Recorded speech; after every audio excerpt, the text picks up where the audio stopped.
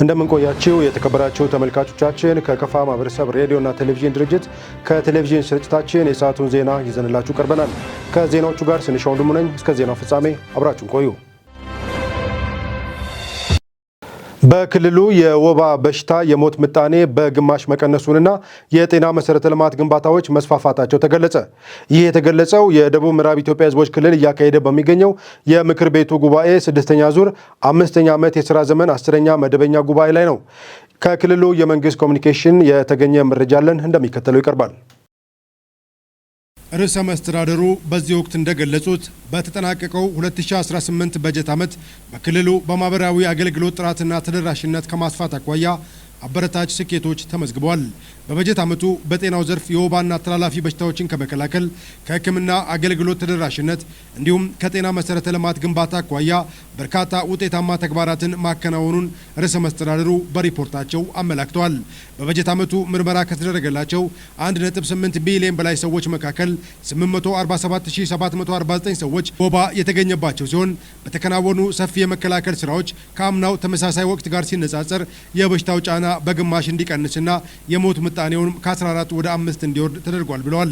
ለዚህ ውጤትም ስኬት ከፍተኛ የወባ ጫና ባለባቸው ወረዳዎች 542679 የአልጋ ጎብሮች የተሰራጩ ሲሆን በ245000 በላይ ቤቶች የቤት ውስጥ ኬሚካል ርጭትና ከ4.5 ሚሊዮን ካሬ ሜትር በላይ በሚሆን የወባ ትንኝ መራቢያ ቦታዎች ላይ የማፍሰስ የማዳፈንና የጸረ ኤች ኬሚካል ርጭት ስራዎች ተከናውነዋልም ብለዋል። ከወባ በሽታ መከላከል ጎን ለጎን ሌሎች ተላላፊና ተላላፊ ያልሆኑ በሽታዎችን የመቆጣጠርና የመለየት ስራዎች በትኩረት መከናወናቸውን የገለጹት ዶክተር ኢንጂነር ነጋሽ በዚሁ መሰረት በቲቪ በሽታ ከተያዙት 4578 ህሙማን መካከል 96 በመቶ የሚሆኑት ሙሉ በሙሉ ከበሽታው የዳኑ ሲሆን የኤችአይቪ ኤድስ የቫይረስ ስርጭት ምጣኔም በተደረገው ሰፊ ምርመራ 0.45 በመቶ መሆኑ ተገልጿል።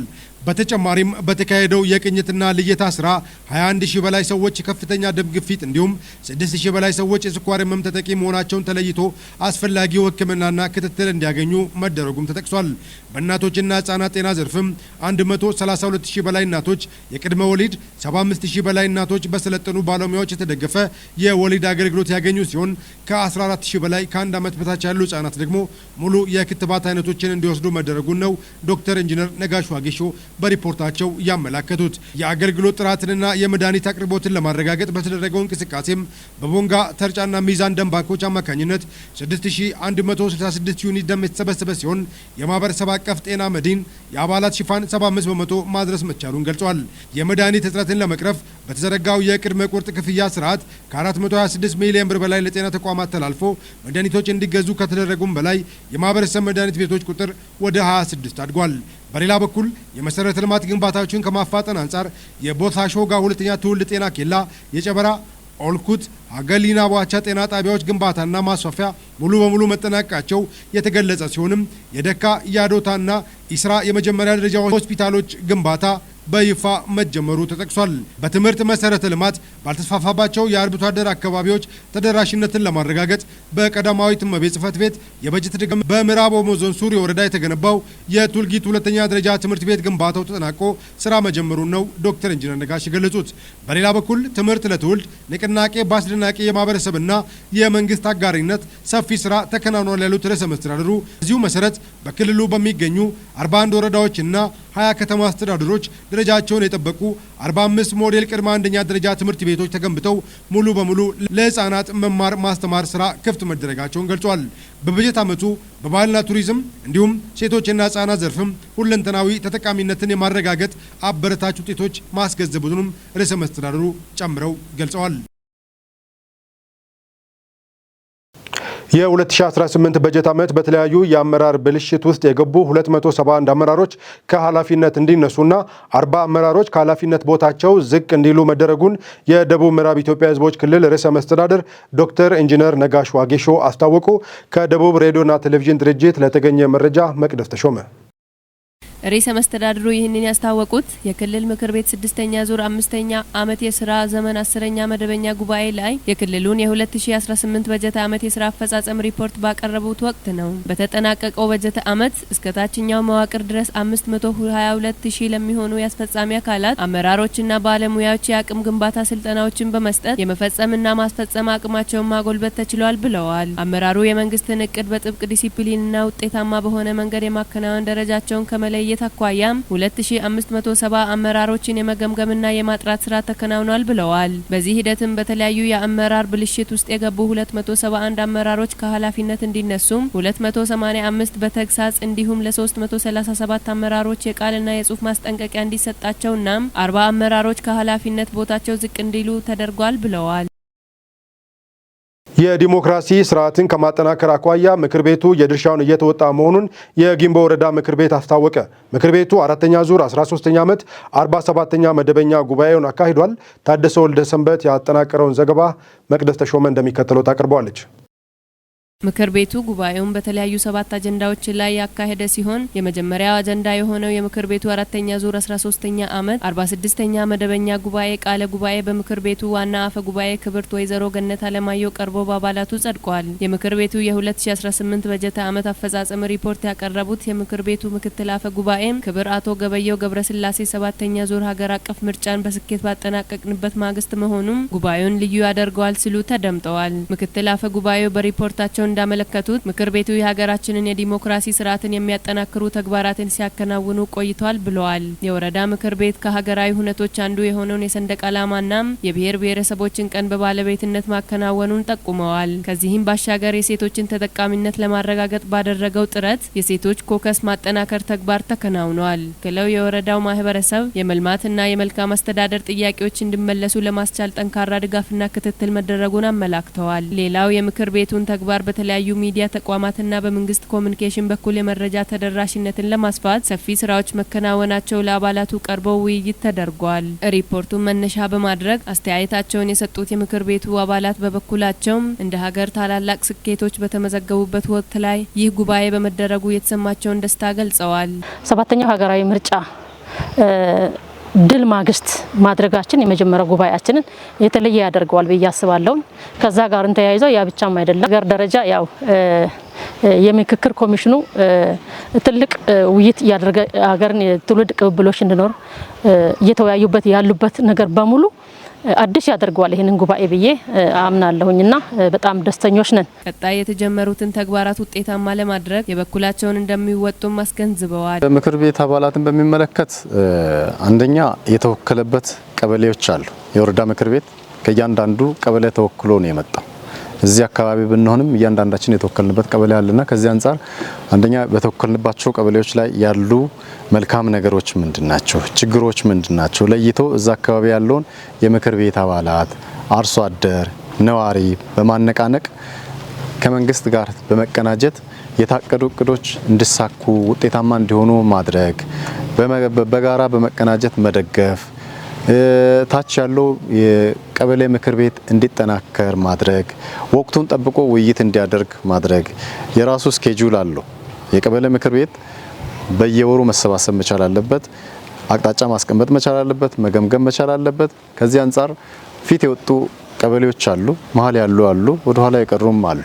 ስለዚህ አሁን በቀጣይ አመት ፊት የወጡት ባሉበት መቀጠል መቻል አለባቸው። ወደ ኋላ እንዳይመለሱ ጥረት ማድረግ ያስፈልጋል። መሀል ያሉት ደግሞ ወደ ፊት ለፊት እንዲመጡ፣ በጣም ወደ ኋላ የቀሩት ደግሞ ደገፍ በማድረግ እነሱንም ጭምር ወደ ፊት ለፊት ማምጣት ስለሚያስፈልግ የምክር ቤት አባላት ወቅቱን ጠብቆ በጊዜ በመገኘት ጉባኤ ማድረግ መቻል አለበት።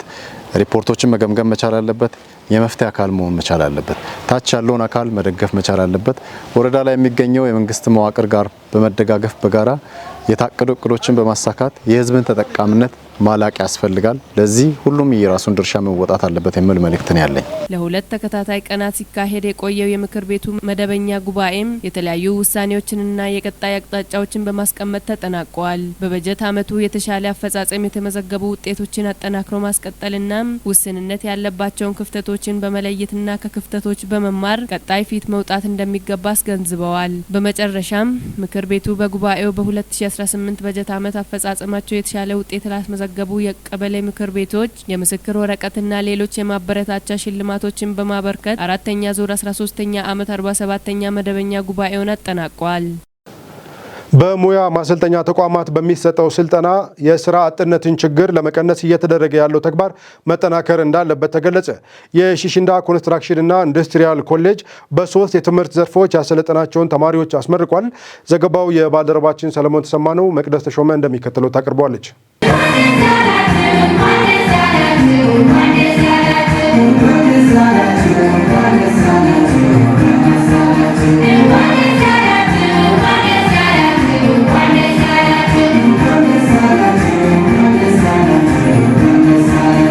በመድረኩ ላይ ንግግር ያደረጉት የኮሌጁ ዲን አቶ ታከለ ኬሞም የሺሽንዳ ከተማ አስተዳደር ብልጽግና ጽህፈት ቤት ኃላፊና ዋና የመንግስት ተጠሪ አቶ ብርሃኑ ኃይሌ ሱስ እንዲሁም የከፋ ዞን ስራና ክህሎት መምሪያ ምክትል ኃላፊ አቶ መብራቱ መሸሻና የክልሉ ስራና ክህሎት ምክትል ቢሮ ኃላፊ ዶክተር በረከት ወንድሙ በመድረኩ ላይ የተለያዩ ሀሳቦችን አጋርተዋል።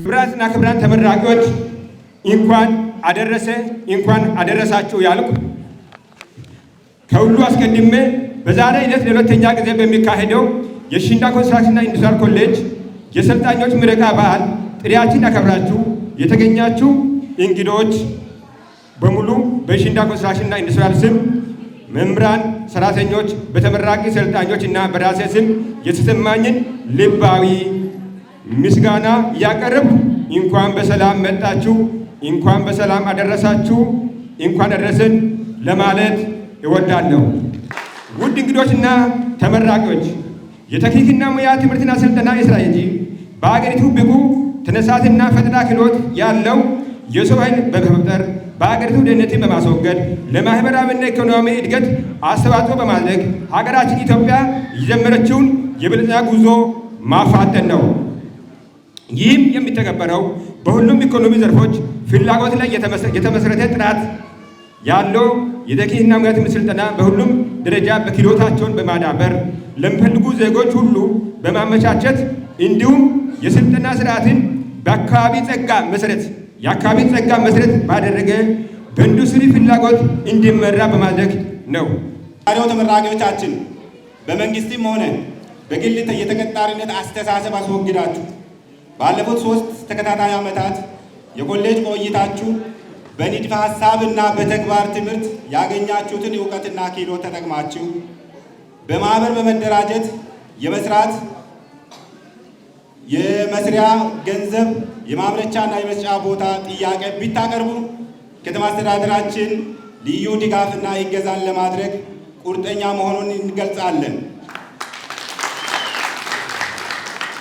በኮሌጅ ቆይታችሁ ያገኛችሁትን ዕውቀትና ክህሎት ተጠቅማችሁ ወደ ስራ በመግባት ሀገራችን የጀመረችውን የብልጽግና ጉዞን ከግብ ለማድረስ የበኩላችሁን ድርሻ እንድትወጡ አደራ ለማለት እወዳለሁ። ስራ ከመፈለግ በላይ ስራ ፈጣሪ ለመሆን ጥረት አለ። እባካችሁ ውድ ወንድሞቼ እና እህቶቼ ቤተሰቦቻችሁ የተለያየ በግብርና ዘርፍ ላይ ተሰማርተዋል ብዬ አስባለሁ። የአካባቢ ጸጋም ያ ነው።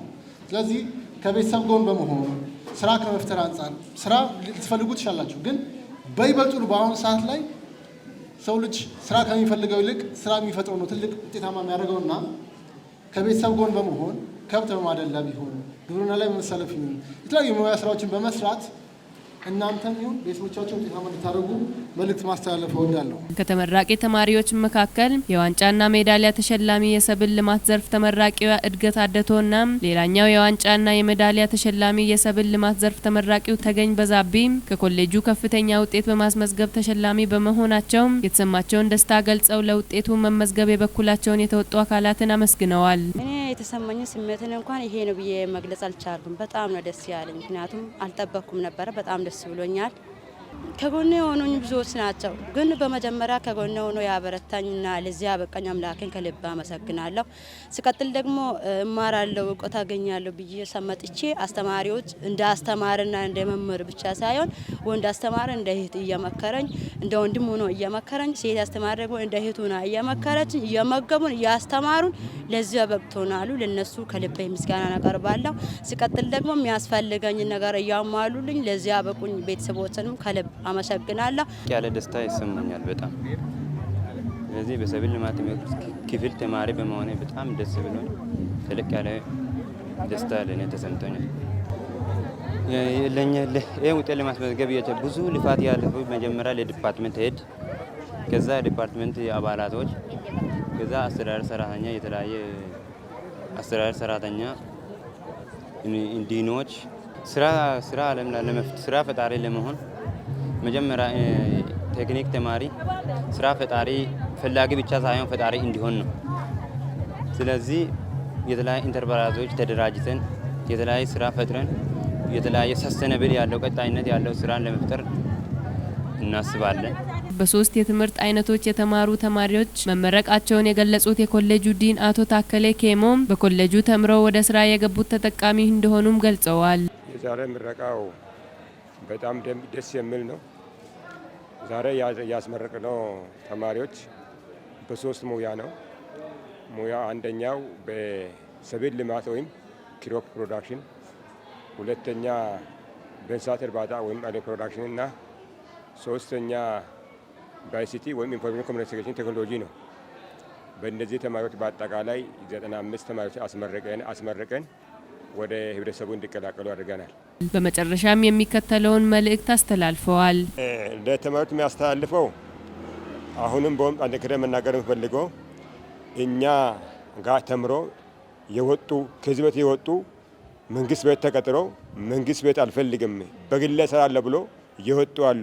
ለአብነት ሽንዳ ከተማ አስተዳደር ከንቲባ ቢሮ ተቀጥሮ 1 ወር 2 ወር ደሞዝ ከበላ በኋላ አልፈልግም አይጠቅም ብሎ ወጥቶ የራሱን ስራ መስራት አለ። እነዚህም ደግሞ የተኛውን መስሪያ ቤት ቢቀጥር ወደ ቅጥር ሳይሆን እነሱ አርአያ ሆኖ ሌሎች ከኋላ የሚማሩትም ገና ለሚማሩትም አርአያ ሆኖ የግል ስራ ሰርቶ እነሱ ተቀጠረ ሳይሆን ሌላን ቀጥሮ እነሱ የሚታዘዙ ሳይሆን ሌላን አዘው የሚተዳደሩ ተቋሙን የሚያስጠሩ እንዲሆኑ ምክርን አስተላልፋለሁ። በተጨማሪ ደግሞ ብዙ ተማሪዎቻችን ብዙ ልጆቻችን 12ኛ ክፍል አጠናቆ ወደ ተቋሙ ሳይመጡ በሜዳ ላይ የሚዞሩ አሉ። እነሱ ደግሞ እነዚህን እውቀት ማንም አይቀማም፣ ማንም አይወስድም። ቅድም ተብሏል። እውቀት ያለ እውቀት መኪና ቢገዛ መኪናን እውቀት ነው የሚመራው። የተኛውን ሀብት እውቀት ነው የሚመራውና መጀመሪያ እውቀት ይቀድማል። እውቀት መጥቶ ቀስሞ ወደ ራሳቸው ስራ እንዲመለሱ መክሮ ወደ ቴክኒክና ሙያ እንዲያመጡ